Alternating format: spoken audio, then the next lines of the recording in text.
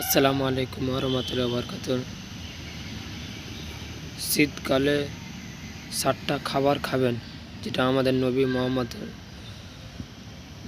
রাসূলুল্লাহ সাল্লাল্লাহু আলাইহি সাল্লাম খেয়েছেন।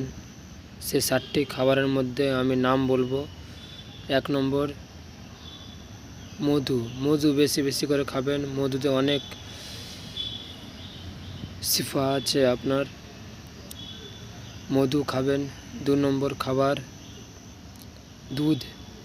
দুধ খাবেন, গরম দুধ। 3 নম্বর খাবার খেজুরে অনেক উপকার আছে। 4 নম্বর খাবার লাউ খাবেন, যেটা আমরা কদ্দু বলি, ওইটা খাবেন, অনেক উপকার আছে। 5 নম্বর হচ্ছে মাংস খাবেন, পরিমাণ হিসাবে মাংস খাবেন শীতকালে। 6 নম্বর হচ্ছে জাইতুনের তেল বেশি বেশি করে খাবেন।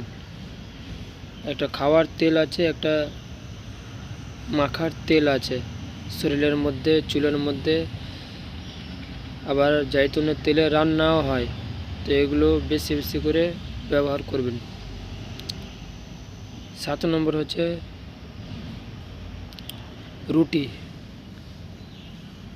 রুটি আমাদের নবী খেতেন, খুব পছন্দ খাবার রুটি আমাদের নবীর। তো এই খাবারগুলো 7টি খাবার শীতকালে খাবেন, আপনার শরীরে অনেক উপকার দেবে।